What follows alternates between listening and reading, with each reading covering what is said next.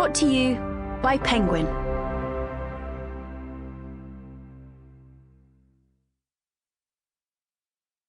A Secret Garden.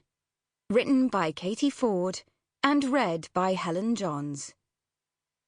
The moral right of the author has been asserted. Chapter 1. Philly pulled at the gaffer tape with her teeth, failed to tear it, and groaned. "Hand me those secateurs, Grant," she said. Wind found its way up the sleeves of her coat, far colder than wind in April ought to be, in Philly's opinion. If it weren't for the primroses in the hedgerows and the trays of forced bulbs in her greenhouse, it could have been February. Her grandfather shook his head. "You need scissors, or a knife. Here."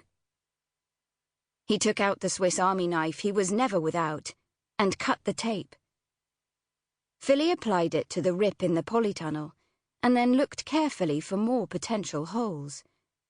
"If we get the weather that's forecast, I need to be sure the wind can't get in." "Child, dear," said her grandfather, "a new polytunnel is what you need. Why won't you let me buy you one?" Philly, satisfied the tunnel was as windproof as it could be, handed him back his knife. "Grant, do we have to have this conversation every day? Wouldn't once a week be enough?" "Come on now. There's a storm brewing that might tear this old thing down.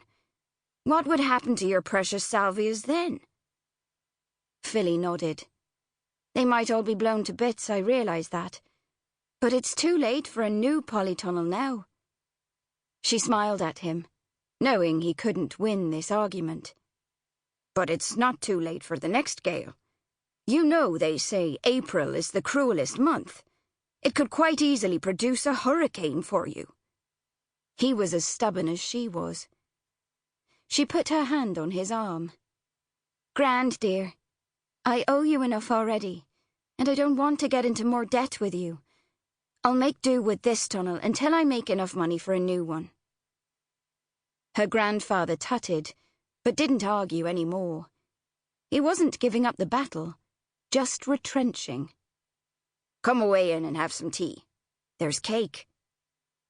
Philly brightened. "So what's wrong with it? Did you leave the walnuts out of a coffee and walnut?" "It's a trifle overbaked," he said. "Or burnt, as we said in the olden days." Philly was surprised. "What? Actual burnt? "Indeed, no. But it's not of merchantable quality."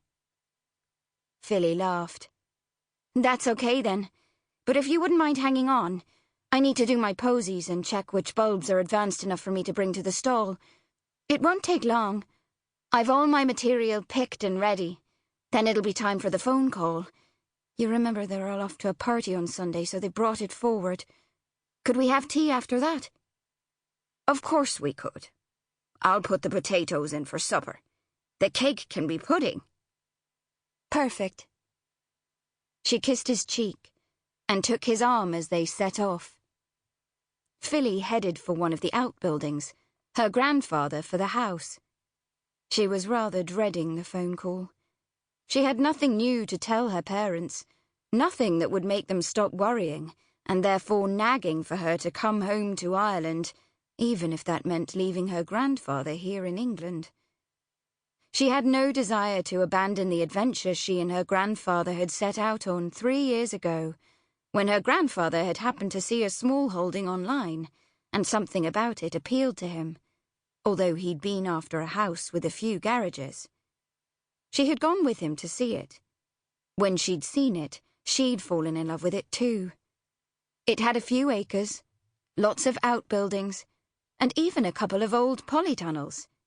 It was perfect for her to grow plants in, and see if her lifelong dream to be a plantswoman would withstand real-life experience. The house was a tumble-down money pit, no doubt about it. But Philly and her grandfather didn't mind living in the big old farmhouse kitchen and shutting off other rooms in winter. And what had completely sold it to her grandfather was the mouldering old... Sample complete. Ready to continue?